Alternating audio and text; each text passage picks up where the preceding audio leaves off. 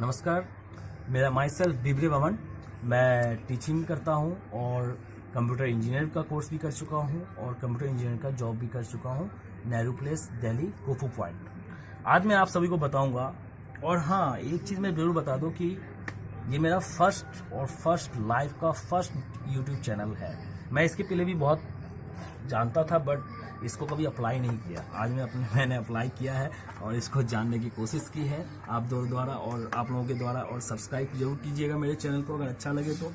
अच्छा, आज हम बात करेंगे प्रोसेसर के बारे में। बेसिकली प्रोसेसर किस चीज़ पर डिपेंड करता है। जितना हैवी आपका प्रोसेसर होगा उतना ही ज़्यादा आपकी प्रोसेसिंग लिमिट होगी, आपके कंप्यूटर की प्रोसेसिंग लिमिट होगी। इसके अलावा आपको जितने भी कंप्यूटर्स जो पार्ट्स अवेलेबल होते हैं या पार्ट्स अवेलेबल करते हैं डेस्कटॉप के लिए, तो उसमें आप अपग्रेडिंग करते हैं। तो ठीक वही काम आप प्रोसेसर को भी बढ़ा के आप कर सकते हैं। जैसे कि रैम को अपग्रेडिंग नहीं कर सकते, लेकिन रैम को हम अपग्रेड कर सकते हैं उसके स्पेस के अकॉर्डिंग कर सकते हैं अपग्रेड, लेकिन उसके वर्जन के अकॉर्डिंग अपडेट नहीं कर सकते हैं। तो इसके लिए मैं सबसे पहले आपको बताऊंगा कि आज जो मैं बताने जा रहा हूं ये प्रोसेसर है ड्यूल कोर प्रोसेसर है।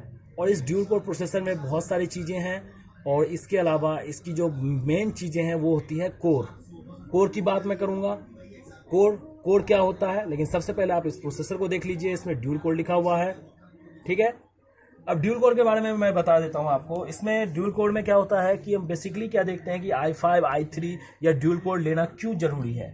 सबसे पहले इस बात पे आते हैं। देखिए, वैसे तो पेंटियम 4 जो होता है सिंगल चिप का, उसमें भी अगर हम देखा जाए तो उसमें भी हमारा वीडियोस और गेम्स और भी बहुत कुछ चल जाते थे। बट ऐसा क्या है जो हमें ड्यूल कोर या i7 या i5 लेना चाहिए। i7 की बात करूं तो i7 ग्राफिकल वर्क के लिए सबसे बेस्ट है। ग्राफिकल वर्क जैसे कि आप वीडियो मिक्सिंग करते हैं या गेम खेलते हैं तो इस टाइप के वर्क के लिए i7 बेस्ट है। उसके बाद आते हैं i5 i3। तो ये अकॉर्डिंग टू योर यूजेज ये डिपेंड करता है कि आप i5 लेते हैं या i3 लेते हैं। बट अगर मैं बात करूं नॉर्मल स्टडी पर्पस के लिए कि अगर आप कोई वीडियोस देखना चाहते हैं, मूवीज देखना चाहते हैं या कोई MS वर्ड का एप्लीकेशन यूज करना चाहते हैं, उसके अकॉर्डिंग अगर आप चाहते हैं कि आपका कंप्यूटर यूज करना है और उसमें आपको कौन सा प्रोसेसर लेना है, तो मैं आपको सिंपल सी बात बोलूंगा कि एक ड्यूल कोर जो प्रोसेसर होता है सेलेरॉन का ड्यूल कोर, उसके साथ साथ जनरेशन भी होता है। तो उस ड्यूल कोर को अगर आप यूज करेंगे तो मैं गारंटी के साथ बोल सकता हूं कि आपको कोई भी प्रॉब्लम नहीं आने वाली। i3 i5 ये सब जो चीजें हैं उसमें भी परफॉर्मेंस सेम होती है, बस उसकी क्वालिटी डिफरेंट होती है और इसकी क्वालिटी डिफरेंट होती है। अगर मैं आपको बात करूँ नॉर्मल एक बाइक का और उसी बाइक में अगर हेवी पार्ट्स जुड़े रहेंगे और परफॉर्मेंस अगर सेम देगा तो आप कौन सा लेना चाहेंगे? ऑब्वियसली नॉर्मल बाइक्स लेना चाहेंगे। तो उसी तरीके से प्रोसेसर में भी होता है। प्रोसेसर में भी हेवी पार्ट्स जुड़े होते हैं, बट उसके अकॉर्डिंगली उसका वर्क अगर होता है तो बेटर होता है। अगर उसका वर्क नहीं होता है और फिर भी अगर हम हेवी मोटर्स लेके घूमते हैं तो शायद इसमें कहीं ना कहीं हमारी गलती है। तो हाँ, बेसिकली अगर आप ग्राफिक्स डिजाइनर है तो i5 i7 i3 आप ले सकते हैं। बट अगर आप नॉर्मल यूजर है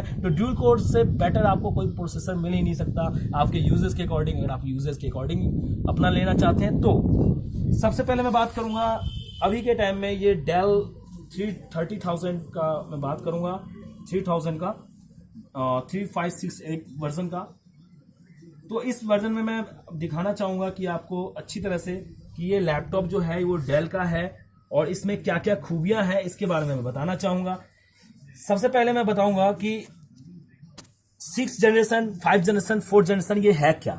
6 जनरेशन 4 जनरेशन 5 जनरेशन ये क्या होता है कि इंटेल अपने प्रोसेसर को हर साल मॉडिफाई करके उसको एक नए तरीके से बनाता है और उसका एक जनरेशन निर्धारित कर देता है, जैसे 4 जनरेशन 5 जनरेशन 6 जनरेशन और 7 जनरेशन। तो ये हो गया जनरेशन। बट इसमें 6 जनरेशन के ये मेरा प्रोसेसर लगा हुआ है इस लैपटॉप में और मैं इसके बारे में बताना चाहूंगा। 6 जनरेशन में क्या है कि आप विंडोज 10 इंस्टॉल कर लेंगे अच्छी तरह से, बट विंडोज 7 अगर इंस्टॉल करना चाहें तो उसको बेटर तरीके से नहीं कर सकते हैं क्योंकि ये 6 जनरेशन में प्रॉब्लम करता है। तो आपको उसके लिए 6 जनरेशन से नीचे का वर्जन लेना पड़ेगा क्योंकि 6 जनरेशन में अवेलेबल नहीं है कि आप विंडोज 7 इंस्टॉल कर सके। अगर इंस्टॉल कर भी लेते हैं तो बहुत प्रॉब्लम क्रिएट होती है, जैसे हैंग हो जाता है सिस्टम या बेसिकली यही होता है, इंस्टॉलेशन ही नहीं हो पाता पहली बात तो, ठीक है। लेकिन अगर आप विंडोज 10 इंस्टॉल कर रहे हैं 6 जनरेशन प्रोसेसर में तो ये बहुत अच्छी तरह काम करेगा। और इसमें एक नया चीज भी आया है, जैसे बायोस में जो है इसमें वाइब्रेट बायोस आया है जिसमें आप माउस का यूज कर सकते हैं। बेसिकली बायोस में यूज क्या करते हैं हम कि अल्ट और F4 का यूज करते हैं उसको कट करने के लिए या सेव करने के लिए, और उसको कंट्रोल एल डिलीट का यूज करते हैं, या फिर हम F10 का यूज करते हैं सेव करने के लिए। ठीक है, बट उस बायोस का हम यूज करते हैं कीबोर्ड से, लेकिन अब हम माउस से भी यूज कर सकते हैं। और क्या क्या आया है इसमें आप लेजरी यूज कर सकते हैं। लेजरी जो होता है वो एक नॉर्मल बायोस होता है और एक UEFI बायोस होता है जिसमें आपको एडवांस बायोस का फंक्शन मिलता है। तो ये दो तरह का बायोस का ऑप्शन इसमें दिया हुआ है। उसके अलावा क्या क्या फीचर्स हैं, उसके अलावा अगर देखा जाए तो इसमें 1 टेराबाइट का हार्ड डिस्क है, 4 GB रैम है DDR4 का, जो कि अभी लेटेस्ट रैम आया है DDR4, DDR1, DDR2, DDR3 और DDR4। अब मैं बताऊंगा कि प्रोसेसर के कोर क्या होते हैं।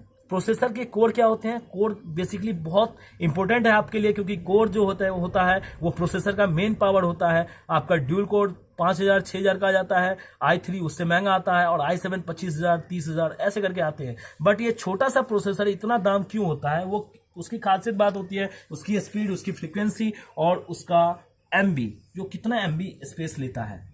अगर मैं बात करूं सीधा कोर का कि प्रोसेसर का कोर हम कैसे चेक करते हैं, तो प्रोसेसर का कोर हम कैसे चेक करते हैं, उसके लिए हम क्या क्या करते हैं, उसके प्रोसीजर को मैं अब बताने जा रहा हूं। देखिए, आप गौर से देखिएगा, यहाँ पे मैं विंडोज 10 का वर्जन यूज कर रहा हूं और इसमें दिस पीसी है। दिस पीसी का बटन में मैंने राइट क्लिक किया, उसके बाद मैं प्रॉपर्टीज में जा रहा हूं। प्रॉपर्टीज में जाने के बाद डिवाइस मैनेजर पे क्लिक किया। डिवाइस मैनेजर पे जब मैंने क्लिक किया तो यहाँ पे देखिए प्रिंटर क्विज के बाद यहाँ पे प्रोसेसर का ऑप्शन आ रहा है। देखिए, बहुत ध्यान से देखिए, यहाँ पे प्रोसेसर का ऑप्शन आ रहा है, जो कि आप देख सकते हैं, अच्छी तरह से देख सकते हैं। यहाँ पे प्रोसेसर का ऑप्शन आ रहा है। देखिए यहाँ पे प्रोसेसर ये देखिए प्रिंट क्यूज, और यहाँ पे प्रोसेसर का ऑप्शन आया। अब इस प्रोसेसर पे हमने जब क्लिक किया तो यहाँ पे देखिए 2 बार इंटेल सेलेरॉन CPU लिखा हुआ आया है। ये मेरे प्रोसेसर का वर्जन है और इसमें 2 बार लिखा हुआ आया है। इसका मतलब 2 कोर पे है। ये प्रोसेसर में कितने कोर हैं? 2 कोर हैं। ठीक है, तो इस तरह से हम अपने कंप्यूटर का प्रोसेसर को देख सकते हैं और उसकी जो कैपेबिलिटी है और उसकी जो फीचर्स हैं उसके बारे में समझ सकते हैं। बेसिकली जो प्रोसेसर होता है वो कोर पे डिपेंड करता है कि कोर क्या होता है। तो कोर में आपको बता दूं कि जैसे आपने एक दुकान खोला और उस दुकान पे 10 कस्टमर आए हैं और आप अकेले हैं, तो उस कस्टमर को आप अगर 5 मिनट में यूज करते हैं तो दो आपके साथ अगर 2 शॉपकीपर रहे या 2 हेल्पर रहे, तो आप और एक हेल्पर, और तो 2 आदमी मिलकर उसको 2.5 मिनट में सॉल्व कर लीजिएगा, तो उसका हाफ हुआ। तो यही इसका बेसिकली पॉइंट है कि आपका जितना प्रोसेसर में कोर होगा उतनी ही स्पीड आपके कंप्यूटर की फीचर्स होंगे और उसका वर्क होगा। ठीक है, थैंक यू सर, फिर मिलेंगे, धन्यवाद। और हाँ, लाल बटन जरूर दबाएं सब्सक्राइब करेंगे तो मुझे बेहद खुशी होगी। धन्यवाद, नमस्कार, बीबरे बमन।